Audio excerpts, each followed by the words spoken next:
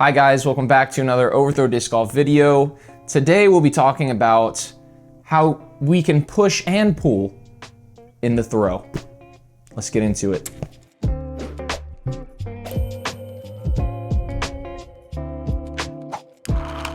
What I'm going to talk about today is something that I worked on when I worked on my max distance throwing, and something that I actually need to continue working on, I found out. So for me, it feels like when I integrate this tip into my throw, I get to my max speed easier. So what is the tip? The tip is to be able to push the disc away from your body.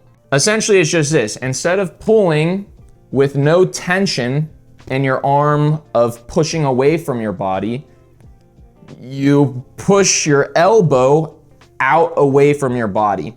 Now, how does that happen? Very simply, stick your arm out in front of you and then max out how far you can push it away from your body. Now, notice my shoulder. My shoulder is actually the thing that's maxing it out.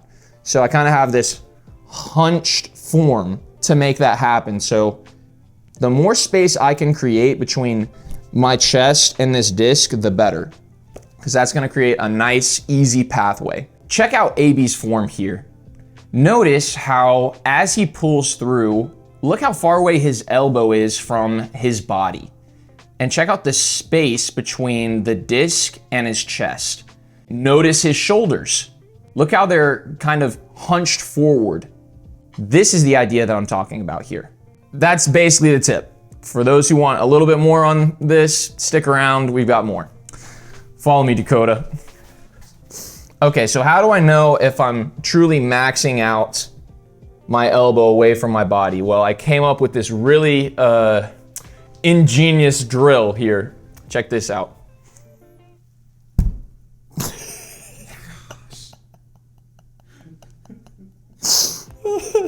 Okay, don't hurt yourself in this drill. So basically just lean up against the wall and notice how I'm all like compressed like a jello. Just notice how I'm compressed, okay? Now, just using your elbow, try to push yourself away from the wall as far as you possibly can. Okay? Notice the things that you need to keep tight in order for this to happen. Okay, so I'm gonna take this feeling and I'm gonna move away from the wall now. Okay, I just froze right in the perfect spot. So I'm going to try to integrate this into my throw, and I have to make sure that it happens through the power pocket. Now this is difficult. Some of you guys, as soon as you start your pulling motion, you're gonna wanna just pull it in tight without keeping that tension. Ask me how I know. I know this because I struggle with it as well. So I have to remember these muscles keeping this tension away from my body, and that shoulder poking forward and that elbow feeling like it's pushing, just like we did against the wall. I have to remember that through this power pocket. So let's do some throws, see if I can integrate it, because I also struggle with this. Okay, again, so if I'm just throwing, thinking about pulling, I get into this position here. Okay, you see that? It's actually more like that. And then notice how close I am when that happens. Well, when I do that, the disc has a hard time getting through this power pocket because I don't know, maybe I'm trying to save myself from hitting my chest or something like that.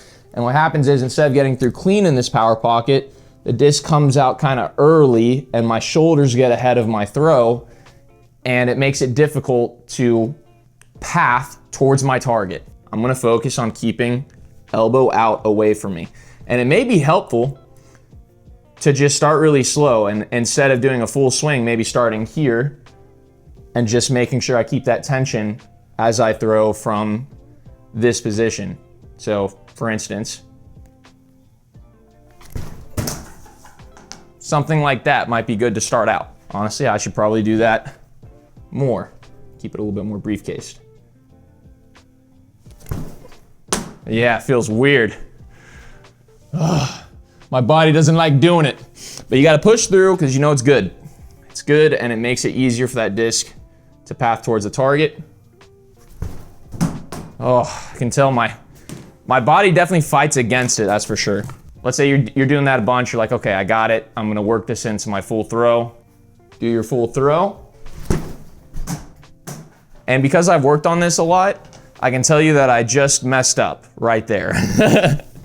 I can feel my elbow dip as it happens. And it's not just an elbow dip problem, it's a proximity, your elbow proximity between you and the chest. So again, I'm not feeling that I'm keeping that space. Is it gonna fix elbow dip? Maybe not, but even if you get the elbow dip, keeping the disc away from your body will still create a clean path for your arm to go through, regardless what orientation you're coming through. This is it's a very simple concept today. Something that some of you guys will pick up on quickly. Some of you guys may need different cues for this. Get slow-mo footage of yourself. You're gonna find that as you're throwing at faster speeds, it's very easy to not be able to know if you've done it right or wrong. Hey, if you didn't know, I'm doing lessons on Patreon.